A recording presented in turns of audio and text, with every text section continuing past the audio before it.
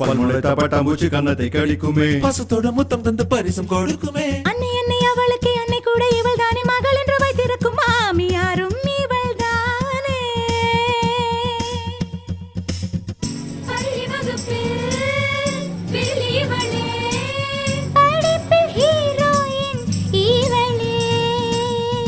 1000 கேள்விகள் எறிவாள், அவள் மட்டும் விடைகள் அறிவாள். டீச்சருக்கு வீட்டில் வகுப்பெடுப்பாள். இவளை நாளை மணக்க போகும் அசடு என்ன